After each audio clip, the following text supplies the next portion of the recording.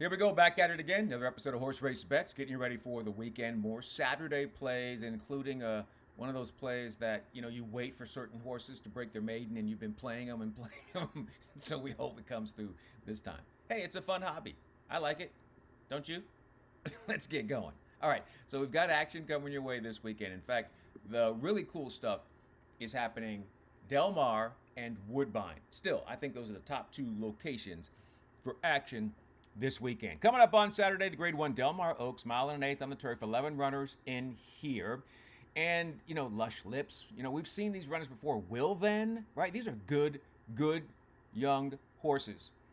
And the question is, me so fancy, I've liked that horse for a long time, not quite sure if this is going to be the day for her, but I like what's happening in this field from top to bottom. We'll obviously get maybe one or two scratches, but I think we have enough of everything in this particular race to set it up for whatever horse you think you may like.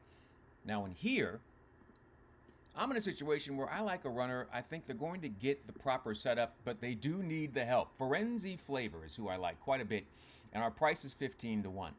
What I like is the consistent closing kick. It doesn't matter what the distance is. A mile and an eighth, they're going to close. Nice series of drills for Patty Gallagher, and Drayden Van Dyke will be in the irons. So all those things, in my opinion, probably add up to more value than I think we actually should be getting on a runner that's improving with buyer speed figures each time out. And I think the distance is going to suit her at a mile and an eighth. She's already proven she can win, as she won the Grade 3 Honeymoon in May of this year. Went on the sideline, right? Got a little break. Came back, had that freshening almost a month ago. And now gets a chance to stretch out, get those workouts. I think it's going to be perfect, and I think we'll get great value. Let's ring it up. Forenzi Flavor in the Grade 1 Del Mar Oaks on Saturday. Then we're going to move on back to Woodbine, because Woodbine still has a great card on Saturday, in addition to the races that we've already talked about, like the King's Plate. But this might be one of the better races with a chance for some serious value to come through, really up and down the board. It's the Grade 2 King Edward Stakes. It's a mile on the turf at Woodbine. 10 runners are signed on in this race. There's not a tremendous amount of pace in the race. War strategy to the outside is most likely going to control everything. I think Gas Me Up might try and sit a little bit closer, right? And then we've got other runners that are just kind of like stalkers, like Piper's Factor, to the inside. Has like stalking speed. We'll see if they want to engage and be a little bit closer. Cruden Bay is the closer here, and they'll be making that move from off the pace. I don't trust a deep closer, but I do want a horse that I think is going to be getting the jump on the closers. I talk about that quite a bit. I think that runner might be Wyoming Bill.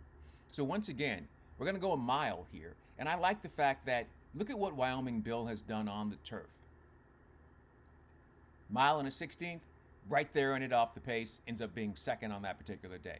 Mile and a 16th on the turf, comes right back. Emma Jane Wilson in the irons back in June, and they score.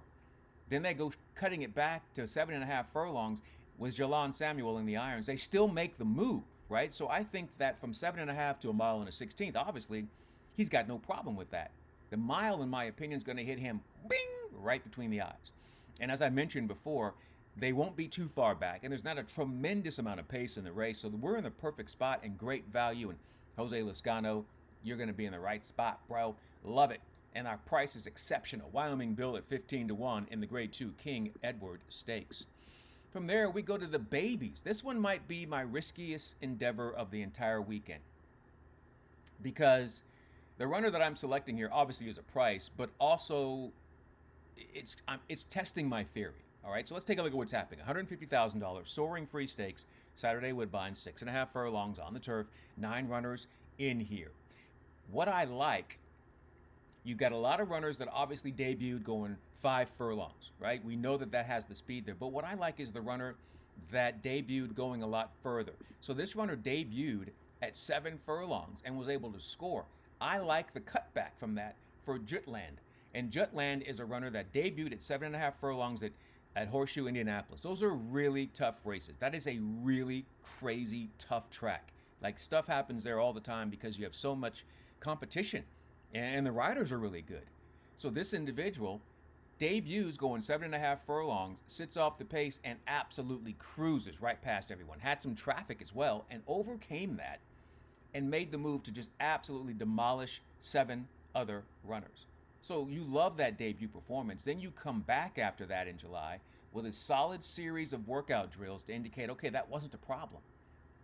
And then you see that last drill there, second of 32. I'm like, okay, you're ready to go. And we get great value, 20 to 1 on the morning line. I'm not quite sure why we're such a high price, but the speed figure is not that impressive. So I guess that's probably the main reason why. But I have no problem with any of that. And I'm going to go ahead and take the chance on the 2, Jutland, to win the Soaring Free Stakes. That is Saturday at Woodbine on the turf, going 6.5 furlongs. All right? Keeping it super, super simple. And I want to get back to the point that I was talking about earlier when I mentioned that there are sometimes horses that you're waiting for them to break their maiden and they've had chance after chance. You're like, I still think you can do it. This is the one that I'm going for. Now, I think it's a good setup because I think there's finally enough for this runner to run at. So we're talking about Saturday's play of the day is actually going to be the maiden event that wraps up the card. Del Mar race number 10 on Saturday. 1.1 on the turf course maiden special weight event. You get in there with 14 runners and they're going to probably scratch 2 or 3, but I still believe that there's plenty to set it up for this runner. As long as they get some pace in front of them. Oh, I've liked this horse for the last 3 starts. 4 Arrowgate is a runner that almost got it done with Joe Bravo. This was back in June at Monmouth. Loved this runner on that particular day. It did not work out. They put the blinkers on last time. And I was like, okay, maybe we want to be a little bit closer. That did not work. They kept the blinkers on last time. I bet this horse again. They started to make the move to close and then just kind of flattened out. Saturday, they're going to win because of a couple of reasons. 1/3 off the layoff. They stretch out and get some more ground. They've got a great closing kick, and they'll take those blinkers off. And if you go look at that performance there with Joe Bravo, even the debut performance there at Laurel without the blinkers on, much better. So I'm glad that Jonathan Thomas realized, hey, we don't need blinkers here. Let's just relax, sit back, and then we got to have a target. We need to see what's happening with the competition around us, and I think that's going to help for Arrowgate. I think they'll get pace to run at. I just like everything about it. We won't get anywhere near that 6-1 because I'm not the only person that has been liking this horse the last few starts, and I think other people will see what I see. The only question is will it work out for us? Come on for Arrowgate.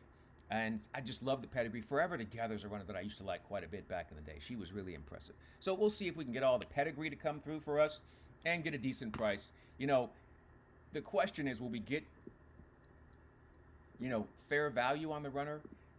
We might, because the runner has failed in a couple of attempts when people I know liked the horse.